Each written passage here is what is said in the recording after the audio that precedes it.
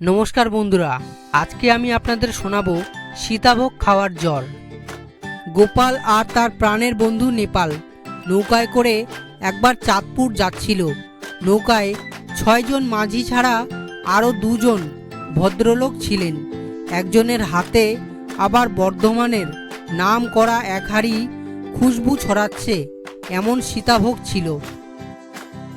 তিনি সঙ্গী ভদ্রলোককে বললেন, আজ বিয়ের লগ্ন, তাই সীতাভোগের দাম ভারী দ্বিগুণ মশাই। শ্বশুরবাড়ি যাচ্ছি বলে চড়া দাম দিয়েই 2 সীতাভোগ নিয়ে এলুম। আমার সমুর শাশুড়ি আবার সীতাভোগ খেতে খুব ভালোবাসেন। যেবারে যাই নিয়ে যেতেই হয়, বাজারে দাম যাই হোক না কেন, না হলে চলে না। হাঁড়িটা ছাইয়ের ভেতর রেখে এসে তিনি বললেন, চলুন আমরা বাইরে গিয়ে বসি। ভেতরে ভীষণ গরম, বাইরে জলের হাওয়ায় বেশ আরাম লাগবে। ছাইয়ের ভিতর আর গরমে বসা যাবে না। আপনার সঙ্গেও অনেক দিন পরে দেখা, আসুন প্রাণ ভরে মৌজো করে গল্প করা যাক আত্মীয় স্বজনদের।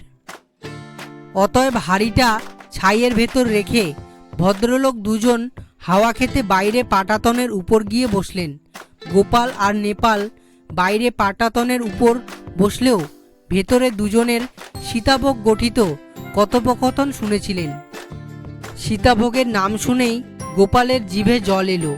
আহা, কি ভুরভুরে গন্ধ! সীতাভোগ তো নয়, যেন অমৃত। এমন খুশবু ছড়াচ্ছে বলার কথা নয়।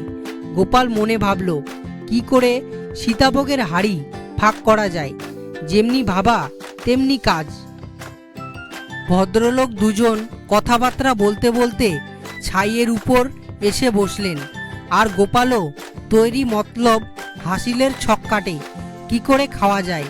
কিছুক্ষণ পর গোপাল কাঁপতে কাঁপতে নেপালকে বলল, নেপাল, আমার যে জ্বর এলো রে, প্রচুর শীত করছে, গায়ের চাদরও আনিনি, বেলাও বেশি নেই, কি করা যায় ভাই বলতো। গোপালের কথা শুনে নেপাল বলল, তুই এমন কাণ্ড বাঁধাবি, জানলে তোকে সঙ্গে করে আনতুম না। চাঁদপুর যে এখনো অনেক দেরি রে, আমি এখন কি করি, তোকে কোথায় বা শোয়াই। ভদ্রলোক গোপালকে জিজ্ঞেস করলেন, আপনারা চাঁদপুর যাবেন বুঝি? এখান থেকে চাঁদপুর অনেক দূর, প্রায় বেলা পড়ে যাবে। হ্যাঁ, আপনারা কোথায় যাবেন? আমরা চাঁদপুরের পরের ঘাটে নামবো, অর্থাৎ লছিমপুর নামবো। লছিমপুর আমার শ্বশুরবাড়ি। গোপাল ততক্ষণে সশব্দে হু হু করে ঠক ঠক করে কাঁপতে লাগলো, চেঁচাতে লাগলো, মরে গেলাম শীতে, একেবারে মরে গেলাম। তাই দেখে ভদ্রলোক গোপালকে বললেন, এত জ্বরে গায়ে ঠান্ডা লাগাচ্ছেন কেন? নৌকার ছাইয়ের ভিতরে গিয়ে কাপড় মুড়ি দিয়ে শুয়ে পড়ুন গো। ঠান্ডা একদম লাগাবেন না, আজকাল এ জ্বর ভালো নয়, হিতে বিপরীত হতে পারে। যান, নিচে গিয়ে শুয়ে পড়ুন। গোপাল এটাই চাইছিল।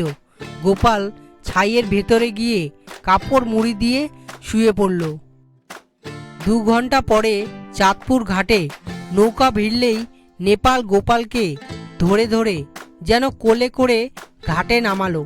চাঁদপুর ঘাটে গোপাল ও নেপালকে নামিয়ে দিয়ে মাঝিরা আবার নৌকা ছেড়ে দিল। গোপাল বাবারে মরে গেলাম রে বলতে বলতে কাঁপতে কাঁপতে ঘাট থেকে নেমে গেল।